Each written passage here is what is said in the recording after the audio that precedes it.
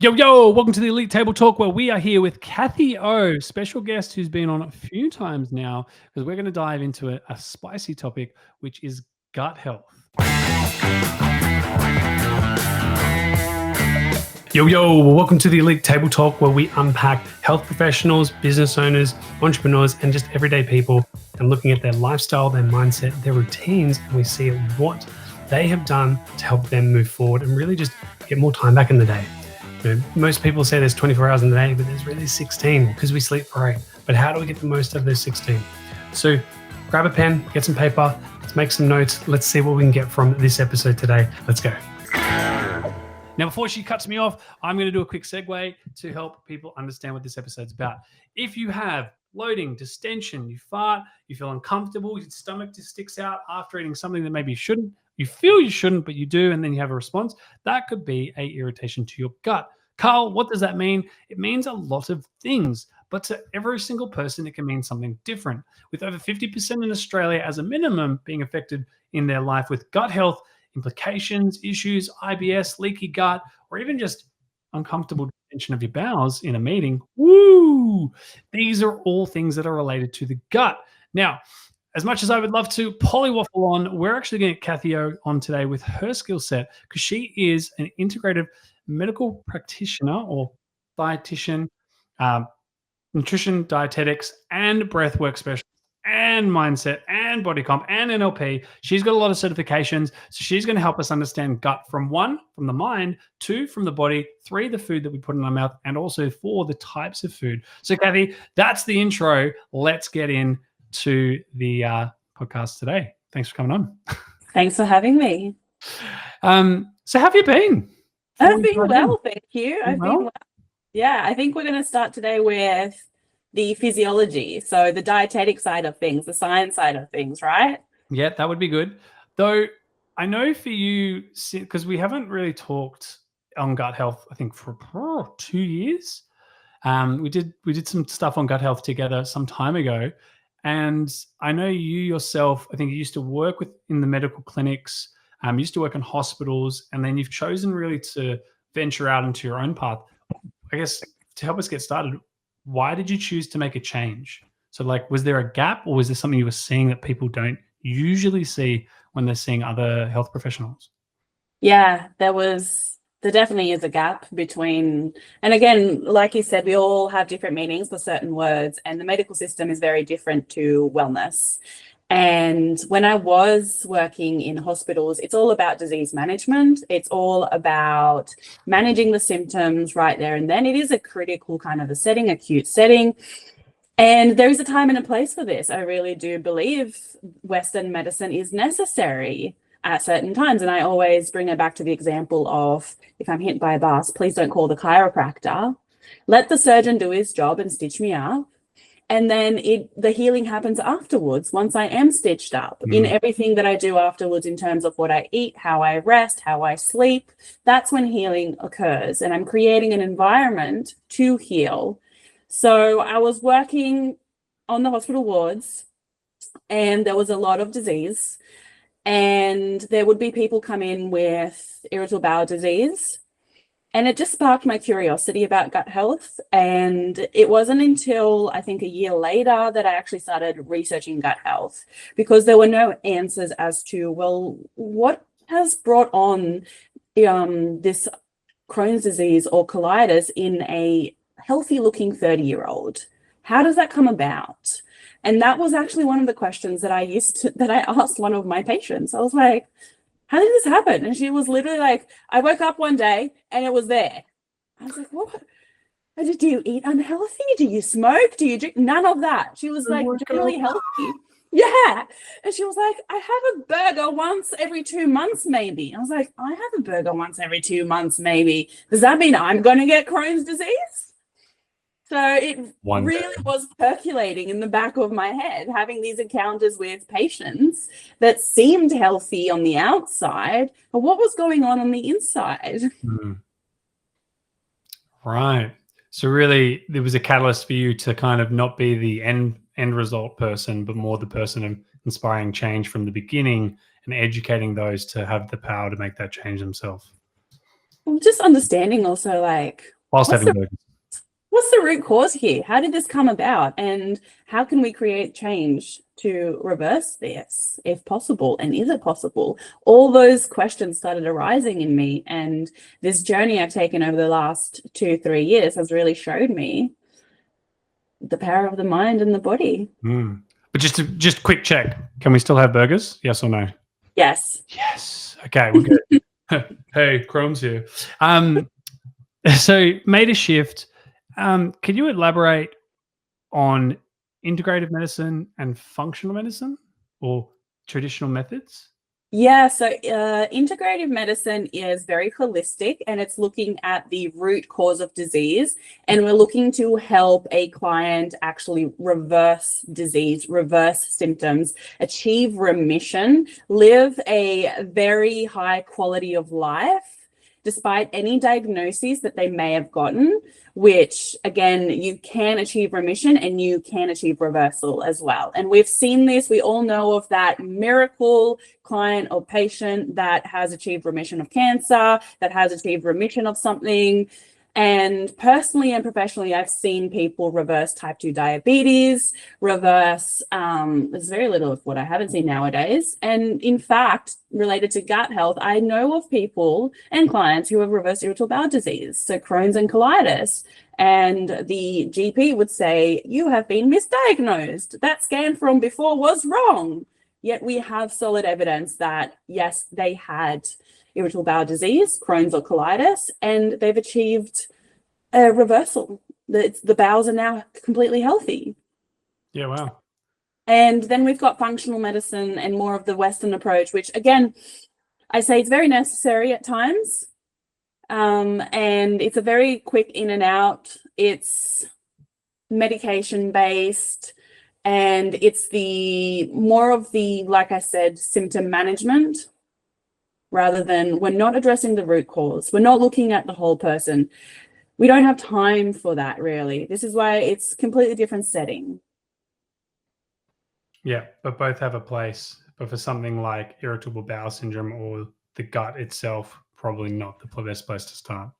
Yeah, it's so if you're having any issues that are unfamiliar to you, so now you have more awareness and you can see, oh, this was not here before. I'm going to go to a doctor. I'm going to go to a GP. That appointment's probably going to be 15 minutes, and they're going to be able to recommend certain medications to help soothe those symptoms. And what really we need is we need those GPs to be better educated as to, where do I refer this person on to? Whose capable hands can I put this person into to actually help them address the root cause of what is happening? Right.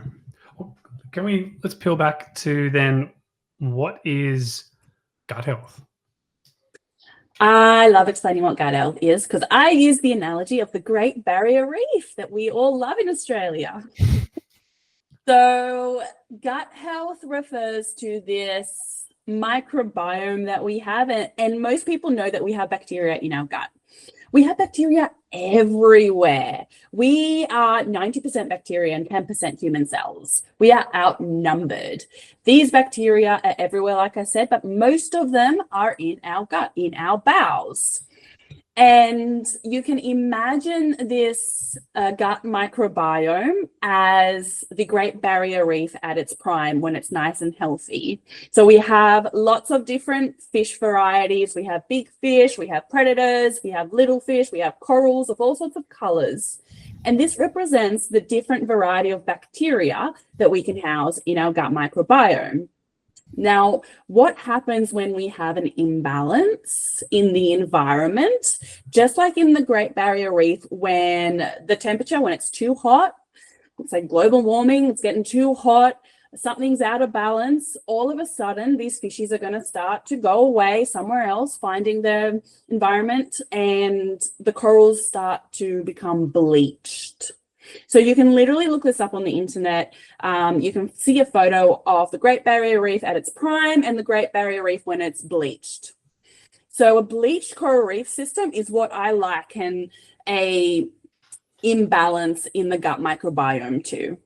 So we have a dominance of perhaps one type or variety of bacteria are overtaking, and all the other colorful stuff is gone. So there's three main types of gut bacteria. There's lots of different variety, but we can type them into three main categories. We have bacteria that love to eat protein. We have bacteria that love to eat fiber. And we have bacteria that are not fussy. I call them my not fussy eaters. They will eat what you give them. So if you feed them protein, they will eat protein. If you feed them fiber, they will eat fiber. Now, the really important thing here to know about these types of bacteria and what they're eating is that when these bacteria eat, they produce waste products. And these waste products are either helpful or harmful to our gut lining and to our overall health. So this is why we love a fiber-fueled gut, because when bacteria that are fiber-loving eat fiber, they produce poop.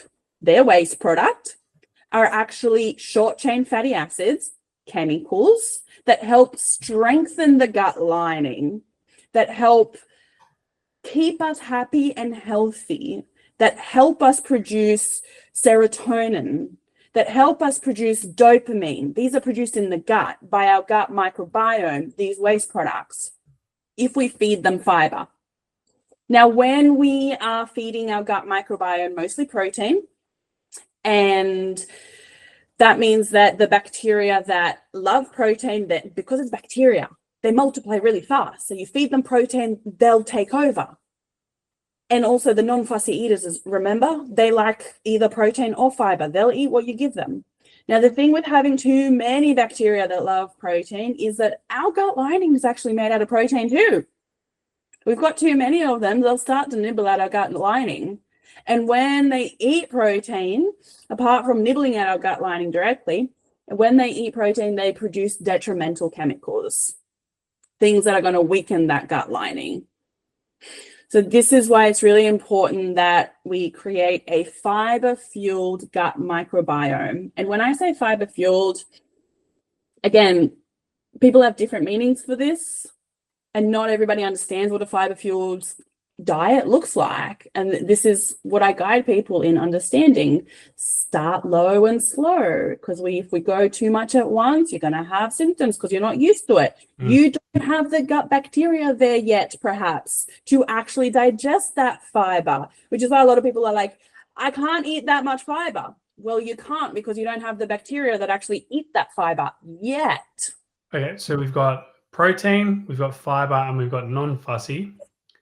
If we do too much protein, not enough fiber, that's when they start to eat the gut lining. If we as well as produce the detrimental types of chemicals. But if we do low protein, low fiber, just eat sugar or processed foods. Bleach or reef system. Bleach the reef. So is that the cause of the third, the non-fussy one? Like what's that? Is that also producing harmful chemicals as well? So what you feed them, then they will produce whatever you feed them. So if you're feeding them lots of simple sugars, processed foods, this is non-nutritious. This is no fiber. Again, lack of fiber. And then this is going to produce the detrimental chemicals. All right. And we're achieving a bleached coral reef system. Okay. And so how do I know? So like, yeah, we've got IBS, we've got gut issues, more than 50% experience it. How do we know that I have something going on with my gut and it's not just I've eaten too much fiber and my body can't handle it? There are so many signs and symptoms of gut microbiome imbalance, and my brain, when I talk to someone, is going through a whole lot of puzzle pieces coming together. Because it all comes back to the 6 pillars to wellness. And as I speak to people, I go through these 6 pillars because they also impact the gut microbiome. So what's happening with the 6 pillars to wellness is going to be, in my head, I'm creating this image of that analogy. What kind of a coral reef system have I got here? Has this person got here that I can help them with? There is, can't remember who said it now. My mind's going blank, but all health begins in the gut. Greek philosopher, 2,500 years ago. All health begins in the gut. And you are what you eat, but you are what you ate, because we're all just made of chemicals and these chemical reactions. This is why it's so important. Nutrition is so important. Yeah. So if we are not fueling ourselves and moving towards this bleached coral reef system, we're going to start to notice, yes, the gut issues in terms of bloating, constipation, diarrhea, reflux, but we're also going to start to notice we're feeling more tired. We're also going to start to notice a foggy brain. We're just not as switched on, not as concentrated. We're going to start to notice metabolic syndrome, high blood pressure. We're going to start to notice we're moving towards that kind of a disease picture. Yeah. And this is all warning signs. Your body is doing a great job of red flagging you. Hey, we need to pay attention. Something's out of balance here.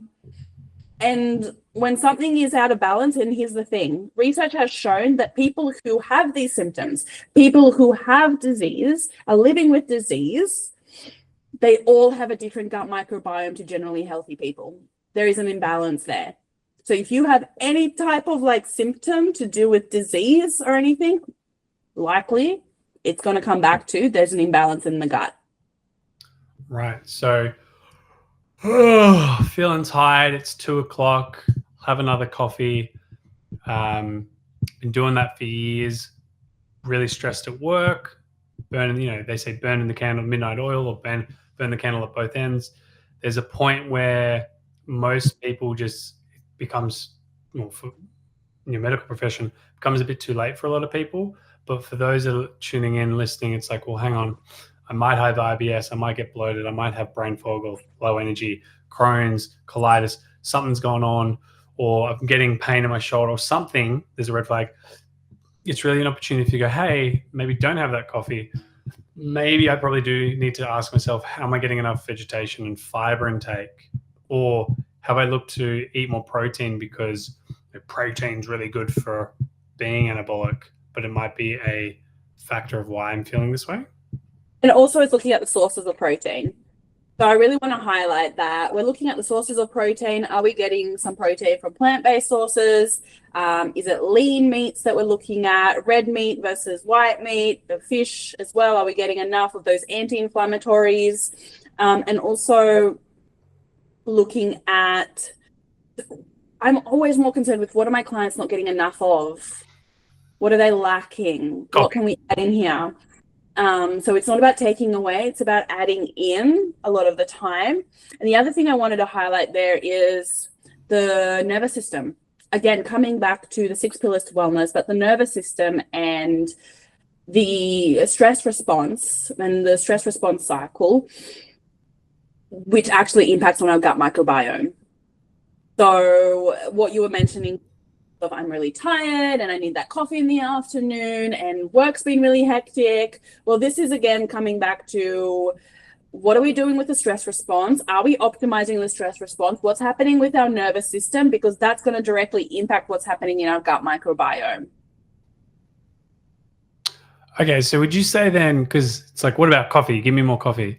But in that, you would probably say, well, depends, because obviously for the person that's like, I need a coffee, goes, gets a coffee, I'm like, oh, I feel somewhat human 30 minutes later, versus the person that goes, smells the coffee. Coffee really helps me to relax and stay focused. So that second person has actually downregulated their nervous system, taken the breath, the moment to chill and relax, so then they can actually get the benefit of the coffee. Where this other person isn't being present, isn't downregulating their stress, and they're just getting straight back to it, and they're throttling harder and harder. And so in a few months' time, they become what they ate.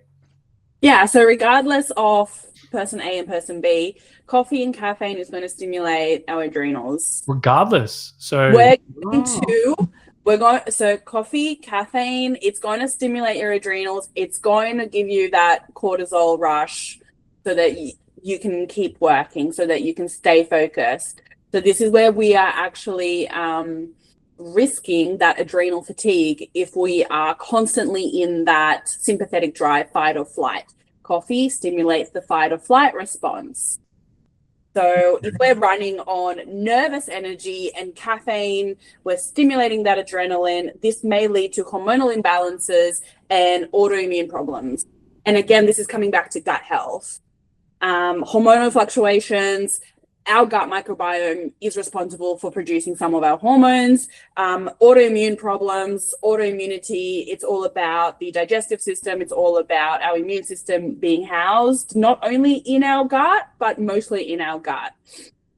So I would say that, yes, it does matter what you think. And you described person A and B very well there. We have this one person who's more mindful, who is being more aware of the caffeine intake, who is acknowledging things, and it's still going to have a very real physiological response in the body. And this is why I come from this holistic approach: mind, body, spirit, emotion. So we have the mindset, we have the mindfulness, we have the awareness, but physiologically, you're still getting a response to that hit. You're still going to feel that rush and that concentration and that cortisol. All right. So very important to take that holistic approach. And the other person B that you mentioned, they're much more heightened, right? So they're not even thinking about being aware. They're just going for it. They're just taking it as, I need the coffee to keep going. And just, again, they're going to burn out if they keep in that cycle. Yeah, what if I have a coffee with lunch? You know, you're saying proteins and fiber, good for the microbiome. Would it be good to then maybe coffee rubbed chicken or coffee rubbed vegetables?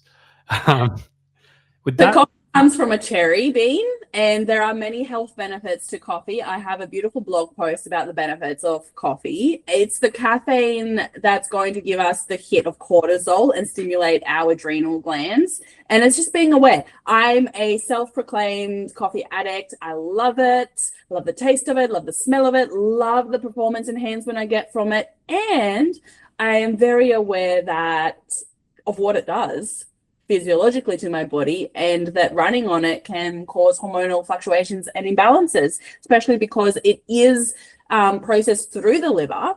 So if we tend to overdo it, especially women, we're going to cause blockages where in the liver's going to actually preference detoxifying caffeine instead of estrogen, causing a buildup of estrogen, causing more severe PMS symptoms. Interesting. Coming back to gut health and PMS symptoms being related to the gut. And we have this like really nice trend on social media nowadays, because social media has just, allowed us to see everything.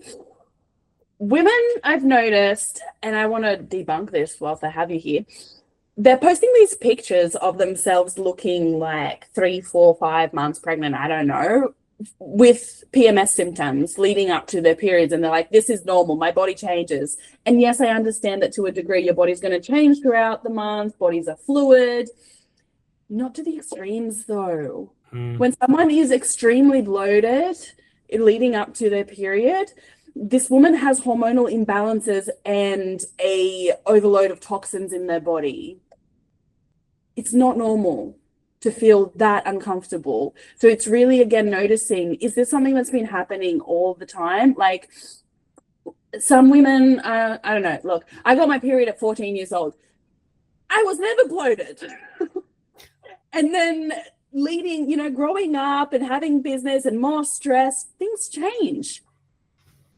And it's just looking at, hang on a minute, what's your new normal? And why is this your new normal? Is this what you want to accept as your new normal? There's other factors to consider, including the gut health and the gut microbiome, including the caffeine intake and the liver, and how are we detoxing? So constipation would also be a factor of poor gut health? Absolutely. Constipation and diarrhea. Again, different people are going to have different symptoms. And this, again, is, I believe it's I believe it's a little bit of a genetic factor here. Now, when I say genetic, God damn it, Dad. strap in, guys. When Carl's like, here she goes. Mum should have just should have asked my dad, what's your gut health like? No, not good enough. To a degree. However, I really want to highlight, you and I have the same genes. We have the same 20 to 25,000 genes. It's what makes us human and not a dolphin. Whether those genes are turned on yeah, or genetic off, genes. Got it. I'm like, my brain's like, my genes are probably bigger than yours. Genetic genes. Yeah, genetic. Yep. Whether those genes are turned on or off is what makes us look different and process things and just be different eye colors, right? So we have the same 20 to 25,000 genes. It's what makes us human. Whether they're on or off, we're in control of that. That's called epigenetics. It's influenced by our nutrition choices, movement, our mindset, gut health, because our gut microbiome also switches on and off those genes. Okay, so there was this really cool study where researchers followed adopted children, and these children, this child, I don't know if there's more of them or this one, but they followed this child who was adopted by a family. So they're not blood related, adopted by this family that had, let's say, lung cancer. I don't know what type of cancer it was, but let's say lung cancer. So this family had lung cancer in their genes or in their family. Father had lung cancer, grandfather had lung cancer. Cool. This child gets adopted. They're not blood related. Interestingly enough, this child develops lung cancer. So this is pointing out it is not the lung cancer that is transferred onto the child. Like they're not blood related. It's the patterns of thought. It's the patterns of behavior. It's the patterns of belief systems, spiritual connection, emotions that they are experiencing in that environment. It's the patterns that are switching on or off these genes. So, taking this research and applying it to what I mean by we are all susceptible to different symptoms, which are going to be influenced by your environment. Taking another example, it's just really easy for me to use myself. And I know that my family has a history of high cholesterol. My family has a history of lung issues, and my family has a history of heart issues and thyroid issues. These are the main things and the main patterns that I've noticed when it comes to health. And interestingly enough, the first thing to go was my thyroid when I was going through a very stressful period of time in my life, underactive thyroid, which was exactly the same as my first cousin and auntie. So when you look at your family history, they are orange flags to take note of. That you are probably you have a predisposition to this, not because it's in your genetics as engraved into your genetics, but because it's in the environment. It's the thought patterns, it's the belief systems that we're looking at. Is that making sense? Yeah. Well, I guess because I'm about to yawn to prove a point on the next one, which is you're talking about limiting beliefs, really, or kind of the surroundings we have. But then is there much of a difference of, you have these health markers or you had an adopted kid who was in the surroundings, but what about work or in a business setting where it's like, oh man, yeah, you work real hard. So it's like a badge of honor being tired. So on one side, it's like, yeah, it could be gut issues, but it's also behavior learned because, we work 9 to 5 every day. We were surrounded by these people 5 times a week. So can those people that we're surrounded by also be a factor? Absolutely. Absolutely. Again, it's your environment. And it is actually been shown that specialist GPs often suffer of the same symptoms and get the disease that their clients have. Transferable. Energy transfer is a transferable, belief systems are transferable. What are we surrounding ourselves with? What are we exposing ourselves with? And this is also why, you know, people make career shifts, because one of the things they say is it just wasn't the right environment for me. What if it wasn't the right environment for you? It's really important to take time to self-reflect and define what about it wasn't right and what do we want. Okay, now you know what you don't want. Let's focus on what you want to create. What does that look like? And that's many times the missing link. People forget to focus on what they do want. Because if you're constantly focusing on what you don't want, that's just what you're going to get. But what about when people, like for most people, it's like, oh, it's really hard to follow the nutrition plan, or it's really hard to do the thing, right? But it's like, if you got up, went to the shops, instead of buying a pack of crisps, you buy some vegetables and a form of lean protein. Take that back to the office and you eat that. Like, I guess it's chicken or the egg. Which one would be more impactful? I've got IBS or I've got a gut issue and I'm really sick and tired of it. Change. I see where you're going here. So my philosophy and my process of working with clients is I always say the body will not do what the mind does not tell it to do. The body will not do what the mind does not tell it to do, even if that is going to the shops and buying the chicken and the vegetables or the healthier option.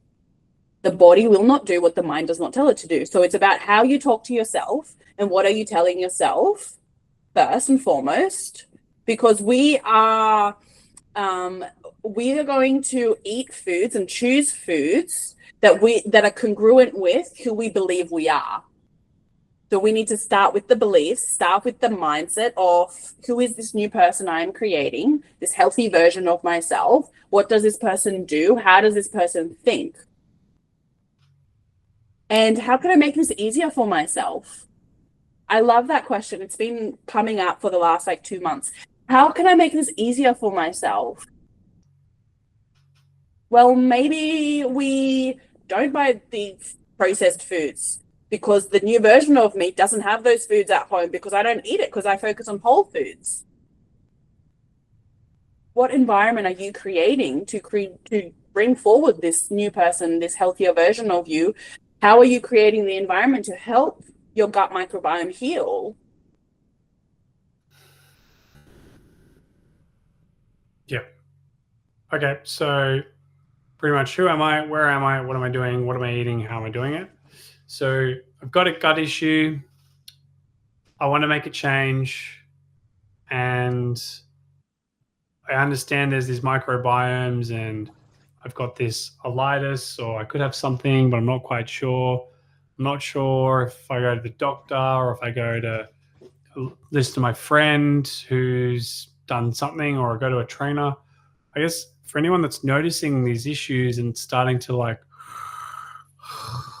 or I want more energy, but I just don't know where to go. I guess the first part would be, where do I start? And then 2, how do I get informed to educate myself? I really now want to get into the dietetic part of things and the science part of things. There's a difference between irritable bowel syndrome and irritable bowel disease. It's a big difference. And this is where Western medicine, and it's important for you to know where you're at. I personally believe labels are going to be our biggest limitation unless we use them for something good. So if you want that label, if you want that diagnosis, if you want to know what's going on, whether it's irritable bowel syndrome or irritable bowel disease, you can go do the test, you can go to the GP, you can go investigate. Great. And there are certain recommendations to achieve remission that are different between colitis and Crohn's disease, which is irritable bowel disease. Irritable bowel syndrome is mild. It's more about leaky gut syndrome. It's more about that permeability of the gut lining being weak, which is bringing your enteric nervous system, the gut nervous system, closer to everything that's happening in your body, and it's irritating it more. Just really important to know, both of them have inflammation, both of them are going to be uncomfortable, and in terms of the foods that you're eating, it's going to be very similar. Yes, we have particular research has shown Crohn's and colitis have slightly different recommendations in terms of the dietetic input. However, to be honest, I don't make any difference, because both of them is about reducing the processed foods. If we can eliminate processed foods in terms of the highly processed with additives, preservatives, fillers, colorings, all of that stuff is not good for our gut anyway. Whether it be because you have Crohn's or whether it be because you have colitis or irritable bowel syndrome, doesn't really matter. It's not good for your gut. But the lollies just taste so good. Well, again, there's fruit is nature's natural lollies. Frozen grapes and frozen mango in particular. Like, there's this mango. And Gourmet Creations should actually sponsor me. Their brand of frozen mango tastes like a Wheeze bar. Yeah. Without the added sugar and stuff. So there are ways. And also, here's the other thing, Carl. Now that you're saying that lollies taste so good, your gut microbiome is in charge of your taste buds. And you have taste buds everywhere as well. So it's not just on your tongue, in your mouth. Taste receptors are even in our lungs as well. So this is because of those bacteria. As you shift your food, you are shifting your gut microbiome and that microbiome everywhere else in your body. You are shifting your taste buds. You are shifting your preference for food. So I had a client who had SIBO, small intestine bacterial overgrowth, and she hated fruit. She could not stand the sight of fruit or eating any fruit. As we cleared the SIBO, as we cleared the small intestine bacterial overgrowth, all of a sudden she started liking fruit. Okay, so as you shift, as you make these changes, as you move towards the person that you want to become, your gut microbiome changes. Things are going to change, your preferences are going to change, your behaviors are going to change, your mindset is going to change. This is this transitional period between the person that you were and the person that you want to become. However, what about the person that's a high achiever? I'm too busy because, I've got a mortgage, I've got kids. I just want this shit to stop. It's going to take time. There's no way around it. What is the dietary advice? Should I just eat lots of fiber? Okay, I'll tell you. For a month, and then my body will adapt? Start slow and low. It depends on your personal baseline. So it's looking at what you're doing now and how you can improve. Slow and steady wins the race. Coming back to the 6 pillars to wellness. And in terms of gut health. Saying that, what are the 6 pillars? Okay, let me just tell you. Okay, pillar number 1 is nutrition. Yeah. Pillar number 1, looking at nutrition and gut health. My top 3 recommendations to help you improve gut health is focus on whole foods. Mm-hmm. Focus on whole foods, which is real food. Real food is anything that grows on a tree, anything that grows in the ground, anything that grows on a shrub, anything that was once swimming or running around. Real food. Yep. So this means decreasing or eliminating processed foods. Anything with additives, fillers, emulsifiers, colorings, numbers, anything with more than 1 or 2 ingredients on the packaging that you, again, if there's anything that you can't understand there, you shouldn't be eating it. No more of these. So number 1, focus on whole foods. Number 2 is variety. Yep. Now we say eat the rainbow. I say start with the traffic lights. Something red, something yellow or orange, and something green on that plate or in that sandwich or in that salad. We want color, because a variety of colors and variety of plant-based foods means a variety of gut bacteria and a variety of fibers, which is going to nourish your gut microbiome. And tip number 3 is focusing on the 6 pillars to wellness. Nutrition. Because all 6 pillars to wellness are going to impact your gut microbiome. So the first one is nutrition. The second one is movement. And I personally say movement and not exercise. We just need to get you moving and see your baseline. Recommendations are a minimum of 10,000 steps a day, limiting prolonged periods of sitting. We're thinking incidental movement. We're getting up. We're parking further away from the shots. We're taking the stairs instead of the lift. We're just getting the body moving a bit more. Also then incorporating resistance training. It's recommended 3 times a week to be doing resistance training. So it is a combination of cardio and resistance, depending on your goals as well. Pillar number 3 is sleep. None of these changes in your gut microbiome are going to be sticking unless you sleep well, because it's during sleep that our blueprint of this bacteria is actually going to be changing and adapting. It's sleep that is the foundation of mental and physical health. This is when our new self is going to be created. Number 4 is optimizing the stress response. Coming back to the parasympathetic versus the sympathetic nervous system. Where are we at the moment? How can we learn to rest and digest? So sympathetic is your fight or flight. Sympathetic is your wired. Sympathetic is highly driven and you're just go, go, go, go, go. Okay, this is long story short. I'm just really touching base here. Parasympathetic is your rest and digest. Even the name says it. Rest and digest, tend and befriend. The parasympathetic nervous system is responsible for your digestion, for your immune function, for your thyroid function, and for your reproductive function.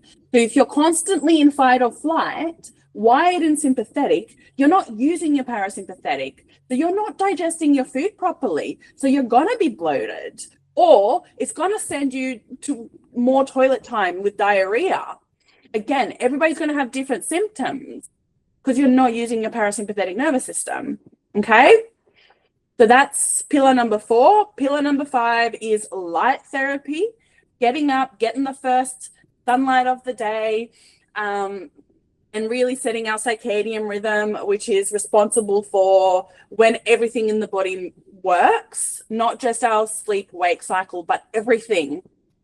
So in traditional Chinese medicine, there are particular times that each organ is most active at, and this is our circadian rhythm.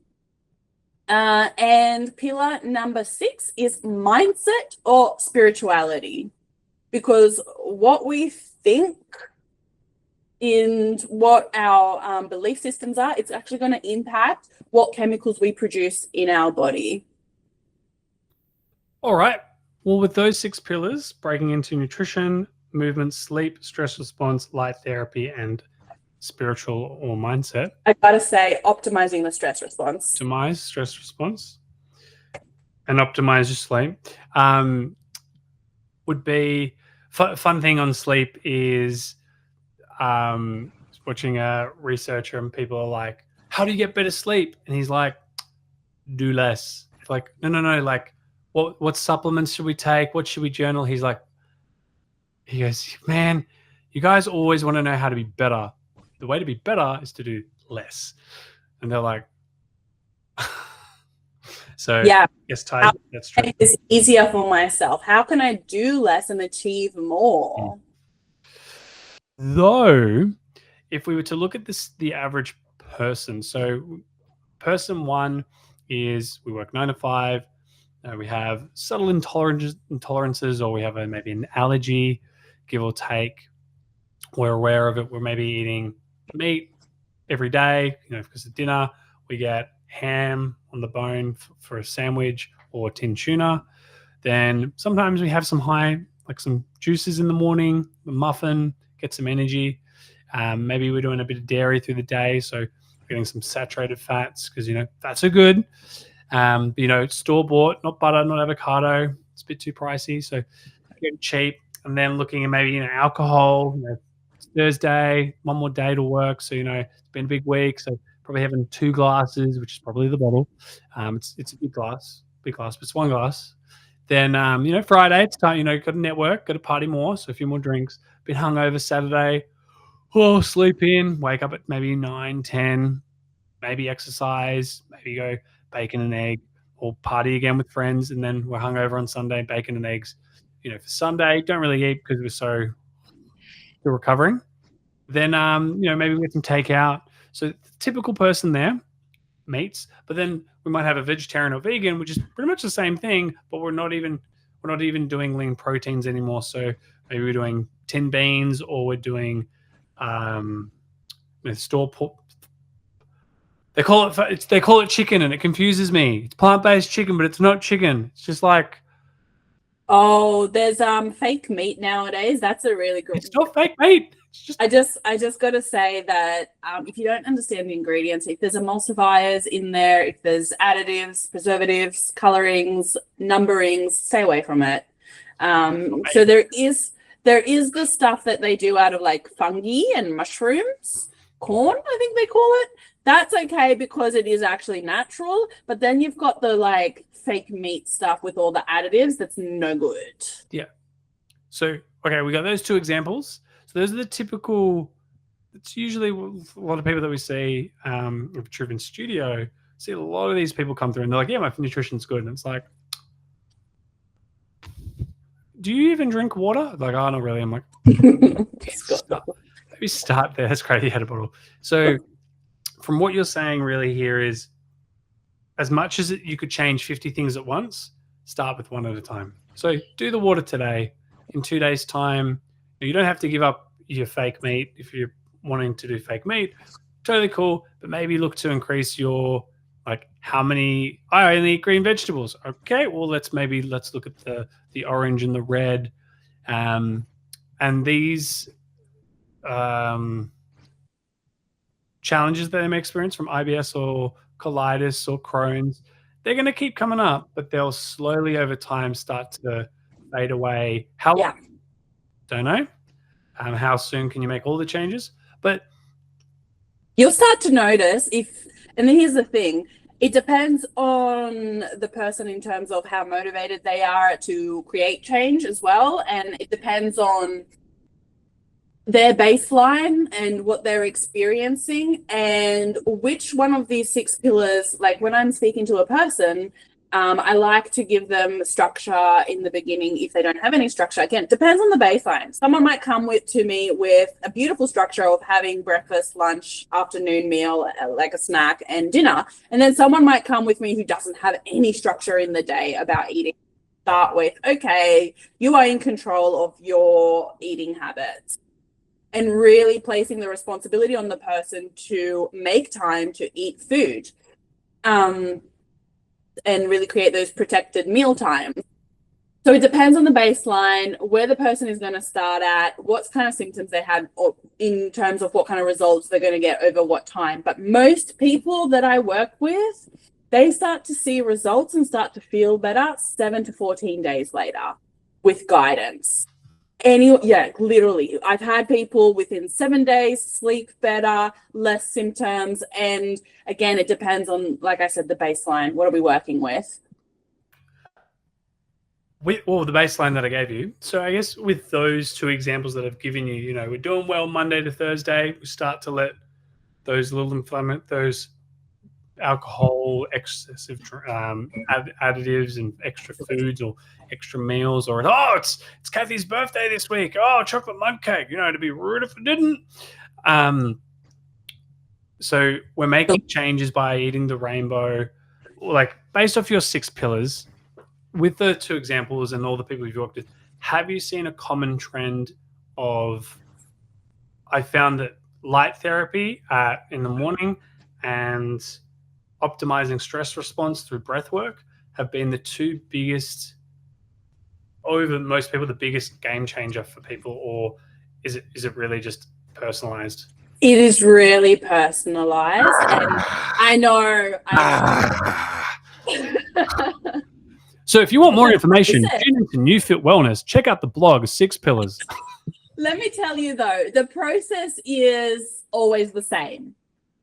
when we're looking at trends, the process is always the same. We are looking to decrease inflammation. How do we decrease inflammation? By optimizing gut health, and optimizing our blood sugars. So we really want to maintain a steady level of our blood sugars throughout the day. How do we do this? It's with the structure. It's with the meal timings, okay? So each thing has kind of like, each process in itself has more processes underneath it. The process is always the same. The structure is always the same that we're following. And each of the processes in themselves have processes underneath. So key one is we want to lower inflammation. How do we do this? Through improving gut health, improving the gut microbiome, and improving our blood sugar levels, maintaining them nice and steady throughout the day. How do we do this? Our food choices and that structure of regular meals throughout the day.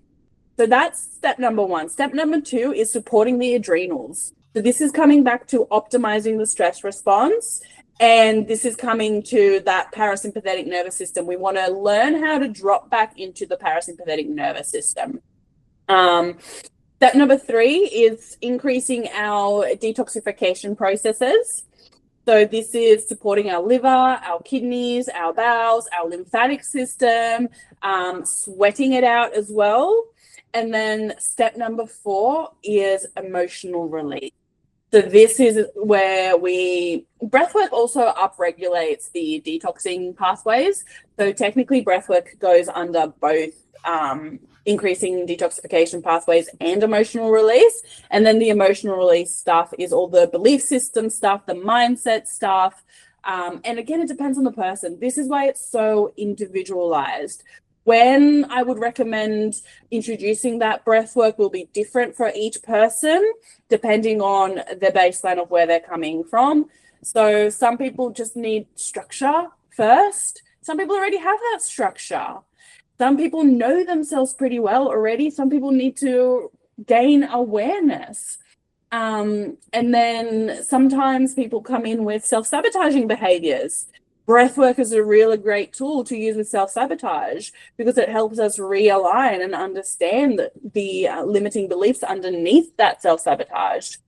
So yes, it's very annoying that it's so personalized and individualized. However, the steps and the protocols and the 6 pillars to wellness and the foundation to good health and the principles of gut health, they are all always the same. They're the principles, protocols that we follow.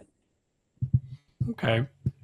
And let's chuck a spanner in the works. So you talked about stress response, regular meals, managing blood sugars, inflammation. What about fasting? What if I just don't eat for, Chris Hemsworth did it 5 days, fast.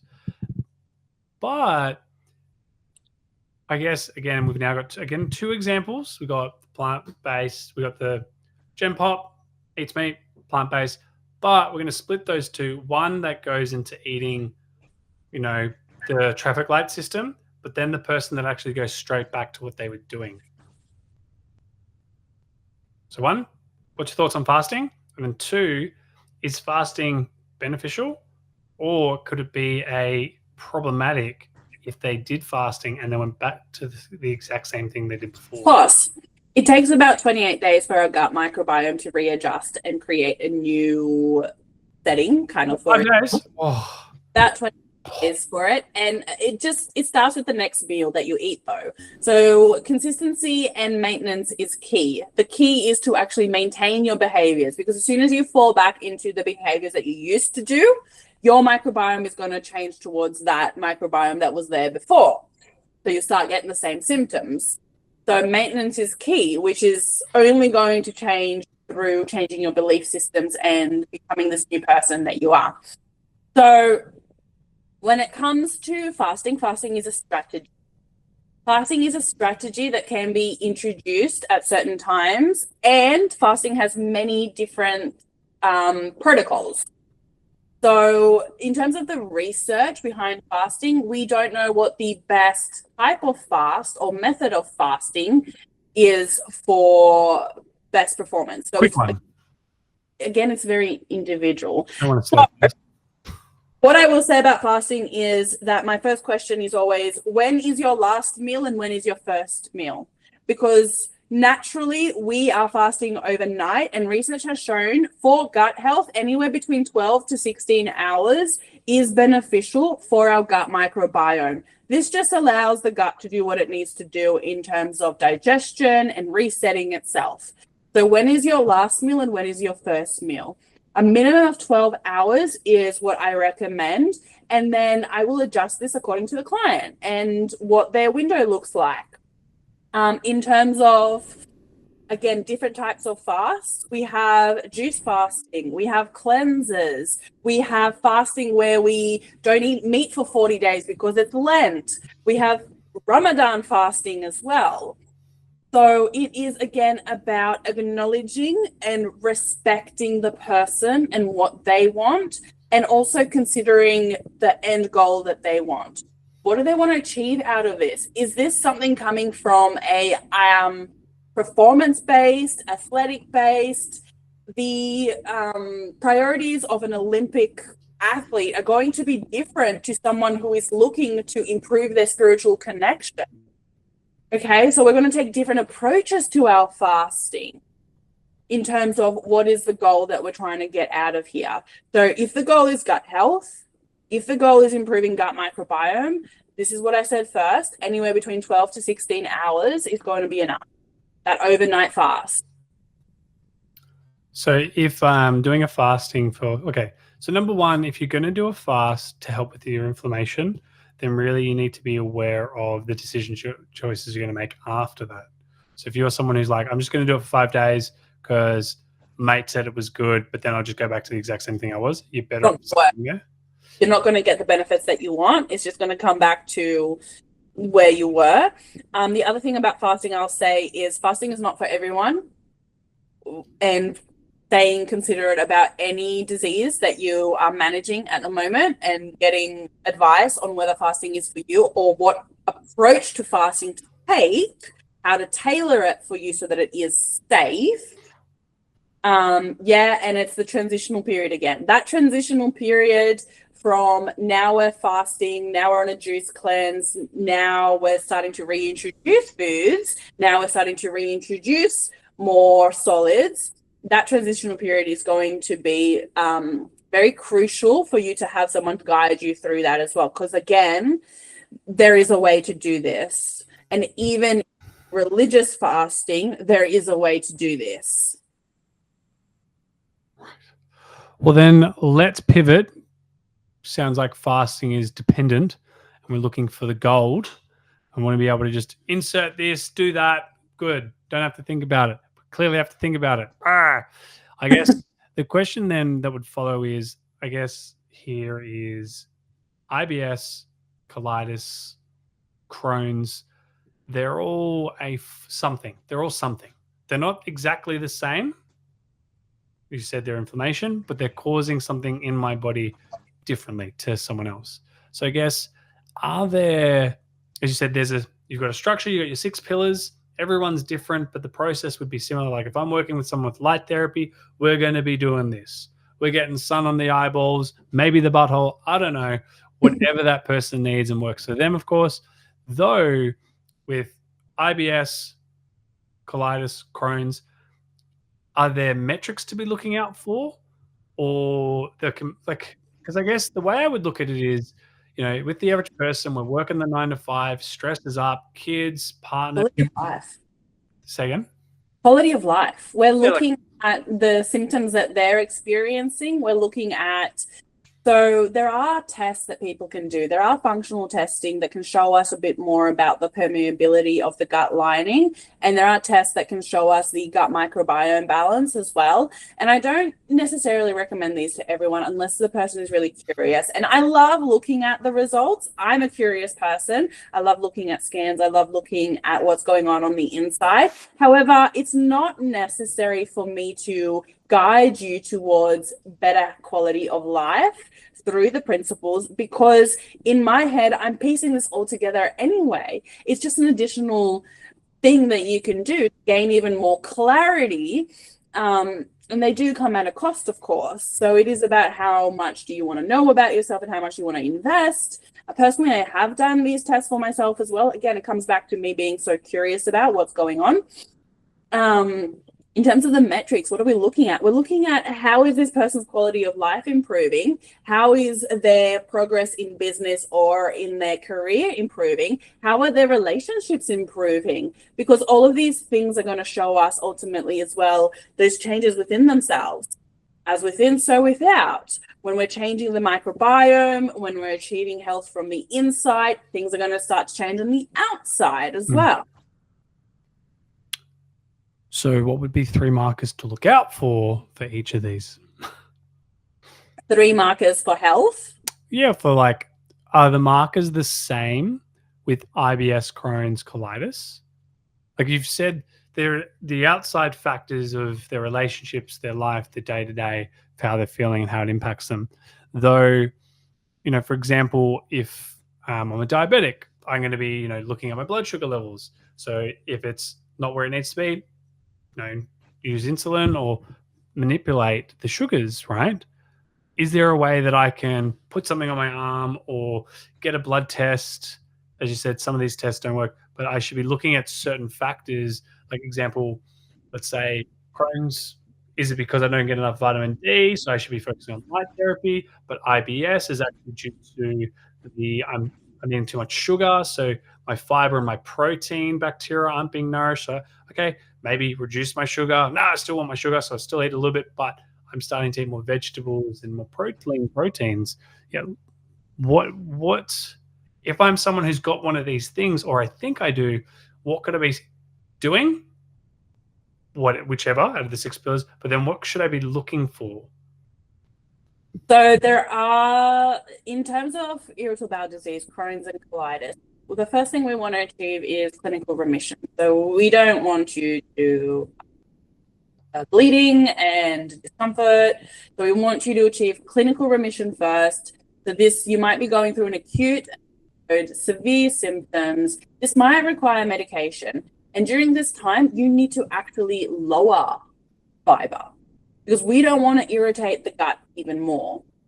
However, long term, we want to start to reintroduce the fiber to reduce your risk of a flare-up. So when we are achieving symptom remission and when we are reducing the risk of another flare-up, we're starting to increase the fiber. We're starting to increase the variety. We're looking at the 6 pillars and we're looking at all those things you mentioned in terms of vitamin D, omega-3s. So we have our evidence-based recommendations for irritable bowel disease of increasing vegetables, increasing fruits, and then decreasing the saturated fats, the emulsifiers, the artificial sweeteners, processed foods, that stuff. Yeah. And then it's also looking at the personal intolerances. How much red meat are they eating? Because we know that red meat is associated as a trigger for colitis in particular. Looking at the alcohol and that stuff. So there's definitely first we have the clinical remission that may or may not require medication, and then removing the fiber first so that we don't irritate the bowel anymore. And then once that has passed, we are slowly improving fiber intake, the gut microbiome again, strengthening that gut lining. So in terms of the markers that we're looking at, again, it comes back to the habits. The markers that I want to be looking at is the habits, because that's going to let me know in terms of their blood levels, what's happening with their gut microbiome, what's happening with those lab results. So I don't want to send a person to go get lab results every day and monitor things every day, or even every week. I want them to monitor their habits. I want them to monitor their behaviors, keep aware. How many hours a night are you sleeping? And again, the markers are going to be individual to the person, depending on where their weaknesses are and where their strengths are, right? So if you're really good at drinking enough water, but you're not good at sleeping, okay, let's keep the water where it is and let's start monitoring the sleep. Because just this process of monitoring help people improve as well as they become more aware, starts shifting them in their behaviors. Is that making sense? Yeah. So through this, we've got remission. Get back to the fundamentals. This is where maybe medication is something to support you. How long would remission be? 5 days, 7 days, 2 days? Depends on the person. I know. Go for a week. 7 days sounds pretty good. If it's really bad, like I've had a patient. I've had a patient in the clinical setting. They had a huge flare up. They were nil by mouth for like 5 days. They were not allowed to eat anything. And I think they were only allowed to like munch on ice at some point. Yeah, they had to remove everything because had it gone any further, this is the clinical setting. Had it gone more than 5 days, nil by mouth, this is where we start advocating for total peripheral nutrition. So feeding the person through a vein, bypassing the gut, because they need nutrition in order to heal. Same that. So we've got a remission period. Maybe it's 5, maybe it's 7, but really where everything's settled. Most would think just chuck in fiber, but really that's probably something you want to remove. Obviously, talk to a healthcare professional. Kathy's open for discovery calls, of course. Though after remission, we're then starting to reintroduce the 6 pillars. Yes. So looking at someone's life, and we're looking to improve quality, decrease the quantity, so then the body can help itself. But then when does, because we're taking up these strategies, but then when does the healing really occur? Like, what is that process? So we've got remission, we've got integration or inspiring the change that people start to take, but these flare-ups can still happen. Okay, yeah, it's used to be weekly, but now it's once a month. It's better, but still there. So when does the healing process occur, or is that a fallacy? So in terms of real healing, if we want to help the body heal and reverse this and not have these flare-ups anymore, we're looking to change the pattern because we have wired ourselves into a pattern where every time we get stressed, every time we are driving with the sympathetic nervous system, we get a flare-up. It's a pattern. So we want to change the pattern. We want to prevent the burnout from happening. We want to intercept the pattern. So when we're getting stressed, this is no longer happening. So we need to become aware of our pattern first. Now we know how to manage the pattern, but this is not a true healing. In healing, we're changing that. We're remembering health. We're remembering that, hey, I'm safe. My body is safe. This is a period of stress, but I don't need to overreact here. Your body doesn't need to overreact. This is essentially what it's doing. It's overreacting and it's going into spasms and sending flare-ups. How can we prevent this from happening? How can we truly heal? How can we create a space for our body to heal? And breathwork can help you with that, because breathwork, in particular, rebirth, the type that I do, is all about creating that space for the body to achieve deep rest and relaxation where it heals. So I want to repeat that again. In order for the body to truly heal itself, we need to create a space and an environment of deep rest and relaxation. Okay, so sleep is really important throughout the night to achieve deep rest and deep sleep, and that space of relaxation, which we can do in breath work. And sometimes yoga nidra, non-sleep deep rest, another space for that relaxation where the body is going to heal itself. The body has an innate ability to heal itself. It is our job to create the environment to help it heal. The healing is not happening when this person is in hospital. That's disease management. That's management of symptoms. The healing is not happening when you're putting yourself into a stressful environment. You're coping with a stressful environment. You're under tension. The healing happens when the body is relaxed. However, when we become more aware and more conscious of this, and we're now aware that I get shoulder pain when my bowel gets when my IBS plays up. But in 3 months' time, stress is now, I'm better at managing my stress, but it could still occur. Would that be someone who's like, I've still got more work to do? Or is it just you're better, but there's probably something still underlying in the gut that hasn't been fixed? Because is 3 months enough time? Like, 3 you months. know what I mean? It's like someone can make all these changes to food, but stress always comes and goes. So would you expect it to be the same thing, or would I expect a flare up to occur? Like, do I need chocolate anymore?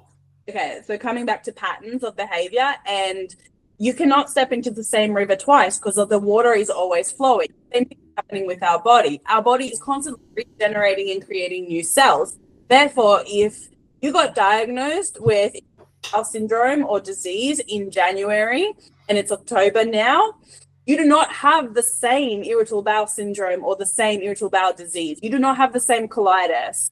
Your cells are constantly regenerating and renewing themselves. Your body is not the same as it was in January. What you've done is you have wired yourself into a pattern where this is your new normal, where this is your new baseline. So it is about intercepting that pattern, changing that pattern, remembering health, remembering how to heal so that that doesn't happen again. So same with any disease. It's a pattern that's happening and there's an underlying root cause. This is what integrative medicine is about, getting to the root cause, to those belief systems that are driving that pattern. So that's the unconscious mind. Coming back to what I probably haven't said so far, the unconscious mind actually determines the blueprint of your health. So wherever you are in your health right now, even if you consciously believe that you could be healthier, fitter, leaner, lose a bit of weight, even if you consciously believe and know these things, that you could be healthier, if your unconscious mind is directing your blueprint of your health, wherever you are right now, this is your mind is my healthiest self.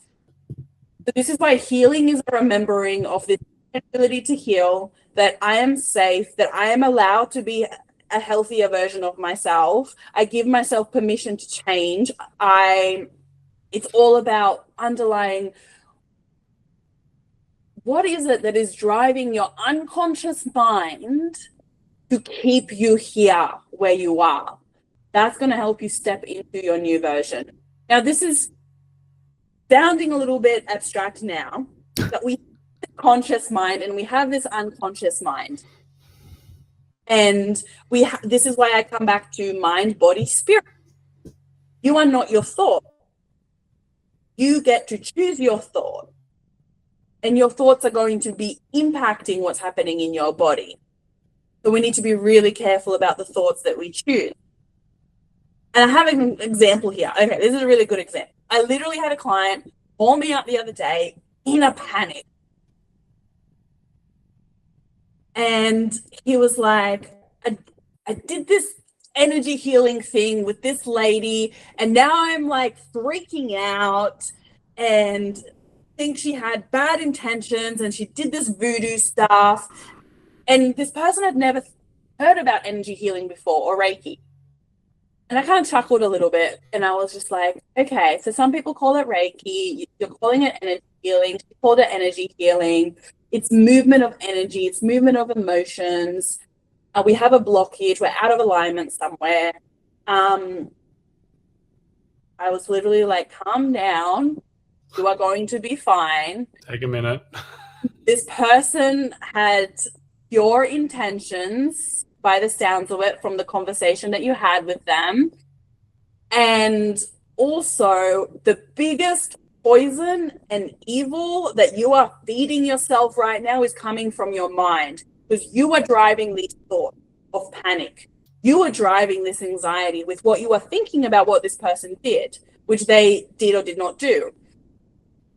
Does at this moment, and when someone has ill intentions for you, it doesn't even matter. I'm sure that there are people out there that have ill intentions for me. I've been called some really nasty names, but they bounce off me because I have a protective layer around me and I choose my thoughts. Whatever they say doesn't matter because I choose my thoughts. I choose what I believe. My client was literally driving themselves into panic and sympathetic nervous system, starting getting symptoms. It was actually gut related. This lady helped my client with energy healing, and my client was feeling great for like almost 24 hours until they started sending themselves into panic. Started driving those thoughts, started driving that pattern again. Just instilling that same behavior. The unconscious again, driving again, that fear, driving with fear. Fear is an emotion that we all have and that we all experience. Fear is very important.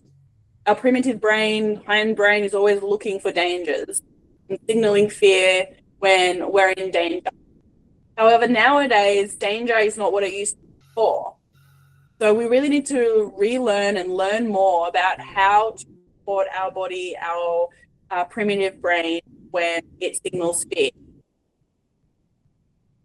So we have real threats and we have perceived threats. This primitive brain doesn't know the difference between a real and a perceived threat. The perceived threat for my client was this lady cursed me. That was a perceived threat. And then it sent him into overdrive. We need to calm ourselves down and remind ourselves, I am safe. Even though I feel fear right now, I am safe. So if we were to summarize this entire episode into a brief, it would be wherever you are, take a breath, realize that you're safe and you have control. From there, look at the 6 pillars and look to implement one thing at a time. If you feel stuck, reach out. 3, understand that you may be struggling now, but be conscious and aware of triggers and responders. Example, you get pain in your shoulder when you eat this food. Cool. Implement, see how it goes. Don't like every Sunday, I'm going to test this bad boy. She was wrong. But more, hey, if it does come up like your mates go out for a drink and you want to go, go. Don't, whatever you choose to do, you choose to do. Just be aware of that. And then number 4, understand that the body is always healing. And if you're always looking to be, an achiever or an athlete or a high performer, if you want to be that person, really, what is the trait? They're always looking for improvements. Same thing for you, making little improvements. And that really stems from those 6 pillars that you talked about: light therapy, optimized stress hormone, nutrition, movement, and all the others. And if you've got them, check it out at New Feel Wellness. Check out our blog. You'll find out more with more information. And that's really the summary of that. However, what if I'm someone who runs a company? Like I run a business, I got a team. Like, oh my God, there's so many identities that I have to manage and I really just don't have that time for that. And that's just adding more stress to my life. Like, is there something out there that I can get my 10 staff or my 100 staff, because I've got some gut issues and I want to work on it, but I don't want to disservice my other team of people. Is there something out there? Like I know Tony Robbins does a life mastery. Like, is there something that you do or that can help companies and people out?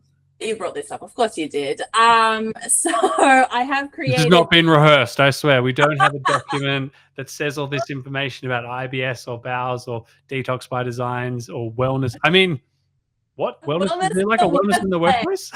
Yes, I've created this beautiful program for workplaces called Wellness in the Workplace, where I run you through all of this and I show you how to implement it in your life, you and your team. So Wellness in the Workplace actually encompasses detox by design. So the process that we just talked about today, so Wellness in the Workplace encompasses detox by design, and it has the addition of how to increase creativity, productivity, increase the ambition of your team, and prevent burnout through the power of authenticity. So it's something that I'm really passionate about, these 6 pillars to wellness. and helping people be their best self, helping people break free of the limitations that they place on themselves, and realizing that where you are today is not where you have to be tomorrow. And if this is your new normal today, you can change your normal, you can change your baseline, you can choose to change. And that's at the core of my mission, is to inspire that change, to inspire you to take action and to improve that baseline. Because I really truly believe that people are forgetting how good they can feel, how good it can be, how much more energy they can have, how much more ambition they can have, and enjoy the process as well. To inspire change. Yeah, wow. So from a medical background, working in hospitals, to really working with medication, and really the extreme where you would just, if people didn't stop eating for a period of time, they could be at a detrimental place, to now really looking at what's causing it and understanding the mind, the spirit, the body, and really how the people are putting the food in their mouth. So you really have come a long way to, help people understand themselves so they can truly heal themselves. Truly incredible. That's also at the core of my beliefs, is know thyself, to heal thyself. And if you combine heal thyself, you get healthy self. Yeah. And really just understanding that no matter who you are or where you are, if you have IBS, Crohn's, or bowel movement, and you've gotten this far, to understand that really just take a breath and just work on one thing at a time. Because where most people fail and how people have gotten here is they've tried to do 50 things at once, or like we said before, is like, Chris Hemsworth, he did a fast and it was incredible and would have inspired a lot of people. But for a lot of people, it probably wasn't the right thing for them to start in that moment. Yeah, I just wanted to say guidance. Having the right guidance is so important. I think we get into this loop of, I need to do everything by myself, so everyone that I can do this by myself. You don't have to. You can find someone who's been through what you are going through, and it might not be the same context. And it is also a little bit of putting your ego aside to say, hey, there's stuff here that I don't know about and I need help. And I think this person can really help me. I think they've learned a lot, they know a lot, I want to learn from them. And as they say, when a student is ready to teach, here. Okay. Any final words, Kathy, for those that may be struggling with IBS, irritable bowel, gut issues, or even just brain fog? Breathwork can help you with that. How does one find out more about breathwork? Follow me on Instagram, find me on Facebook, newfitwellness.com, new website coming soon. Kathy O is launching. And stay tuned, yeah. Till next time, adios, amigos. Hey guys, thanks for tuning into that episode. Hope you really enjoyed it. Remember to like and subscribe to the channel, and also to share so we can help more people. Now, with your pen, you've probably written down heaps of things, but the things like myself, like there's blank pages, but pages, got lots of notes. What are the top 3 that you got out of today's episode? If 3 is too much, action on one thing and just see how it goes for you for this week. And make amendments and adjustments so you're constantly improving and refining and moving forward in your health, your training, your life. If you ever get stuck, reach out to us at info@vitruvianhealth.com.au. Always here to help. Till next time, adios, amigos.